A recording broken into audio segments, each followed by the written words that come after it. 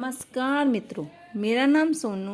आज मैं आपको चंदा मामा की दुनिया की एक कहानी सुनाती हूँ जिसका शीर्षक है मानवों के बीच राक्षस। विंध्याचल के जंगलों में कामरूप नामक एक राक्षस निवास करता था। उसे अपनी इच्छा अनुसार कोई भी रूप धारण करने की शक्ति प्राप्त थी। थोड़े समय बाद उस जिंदगी के प्रति उसके मन में विरक्ति पैदा हुई और उसने मरना चाहा, पर वह यह नहीं जानता था कि कैसे मरे। पहाड़ों पर से वह एक ही छलांग में नीचे उतर सकता था। समुद्र का जल उसके घुटनों तक ही आ जाता था। दूसरे रूप में मरना चाहे तो उसे खतरे की हालत में उसका असली रूप प्राप्त हो जाता था। इस कारण उसके सामने मरने का कोई उपाय नहीं रहा। एक बार विंध्याचलों में एक तेजस्वी ऋषि आ पहुंचे। उनके तेज पर प्रभावित हो कामरूप ने मानव रूप में उनके दर्शन किए और उन्हें अपनी कहानी सुनाई।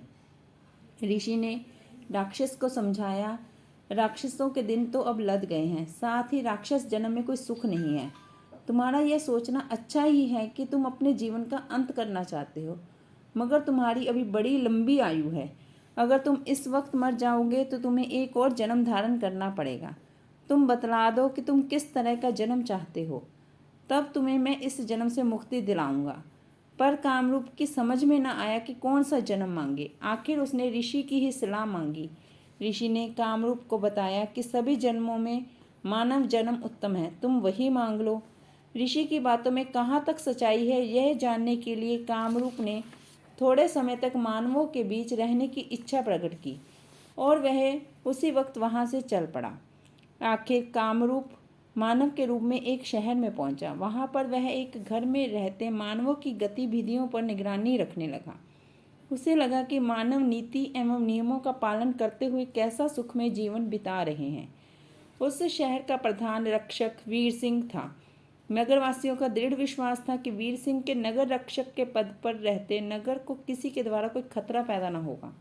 कामरूप ने पता लगाना चाहा कि वीर सिंह कैसा पराक्रमी है। इसका पता लगाने वह उससे मिलने गया। वीर सिंह ने कामरूप के सामने अपनी शक्ति और सामर्थ्य की डींग मारी। अंत में बोला, मैंने सुना है कि विक्रमार्क जैसे लोगों ने कई राक्षसों का सामना करके उन्हें मार डाला है। यदि मुझे भी मौका मिले तो मैं भी ऐसा कर सकता हूँ। फिर क्या था? कामरूप ने अपना असली रूप धरकर कहा, अगर तुम 3 बार मेरी परिक्रमा करके मेरे चरणों पर प्रणाम करो तभी मैं तुम्हें प्राणों के साथ छोड़ सकता हूँ। वीर सिंह ने थर-थर कांपते हुए राक्षस की 3 बार परिक्रमा की और उसके पैरों पर गिर पड़ा। मानवों के पराक्रम का इस तरह पता लगाकर कामरूप वहां से गायब हो गया। उसी नगर में एक धनवान था। उसके हेमांगी नामक इकलौती पुत्री थी। वह विवाह की योग्य हो चुकी थी। धनवान अपनी पुत्री की शादी करना चाहता था। इस पर कामरूप एक सुंदर युवक के रूप में धनवान के घर पहुंचा और हेमांगी के साथ विवाह करने की अपनी इच्छा प्रकट की। धनवान ने उससे अनेक प्रकार के सवाल पूछे। अंत में अपनी कन्या के साथ उसका विवाह करने से इनकार किया। तब कामरूप ने अपना असली रूप धारण करके ललकार कर पूछा, तुम अपनी पुत्री का विवाह मेरे साथ करोगे या नहीं? धनवान डर के मारे कांप उठा और अपनी पुत्री का विवाह राक्षस के साथ करने को मान लिया। इस पर राक्षस ठठाकर हंस पड़ा और वहां से गायब हो गया। उसे अब मालूम हो गया कि मानवों के भीतर कैसे प्रेम और आदर के भाव हैं। उसी नगर में शिवानंद नामक एक महान भक्त रहा करता था। उसके घर पर प्रतिदिन भजन होता था। लोग भारी संख्या में उसके घर जाया करते थे। एक दिन अर्धरात्रि के समय कामरूप शिवानंद के घर पहुंचा। अपना वास्तविक रूप दिखाकर पूछा, तुम रोज जिस ईश्वर की भजन पूजन करते हो उसकी निंदा करोगे या नहीं? शिवानंद ने राक्षस के पैरों पर गिरकर गिड़गिड़ाया और उसके द्वारा ऐसा पाप ना करावे। इस पर राक्षस नहीं माना। आखिर लाचार हो शिवानंद ने राक्षस के कहे मुताबिक ईश्वर को गालियां दी। तब कामरूप वहां से गायब हो गया। इस पर उसे मानवों की भक्ति का भी पता चल गया। इसके बाद कामरूप सीधे विंध्याचलों में लौट आया। ऋषि के दर्शन करके बोला, ऋषिवर, आपने मानव जन्म को उत्तम बताया, मगर मानव स्वार्थी है। यह बात सच है कि मानव ने सृष्टि के समस्त प्राणी पर अधिकार कर लिया है। सभ्यता की दृष्टि की और सुखमय जीवन बिताते हैं। उनकी जिंदगी कृत्रिम है, स्वांग है, नाटक है। वे लोग जिन्हें सही मानकर उनका आचरण करते हैं उन कार्यों के प्रति भी उनके भीतर विश्वास नहीं है।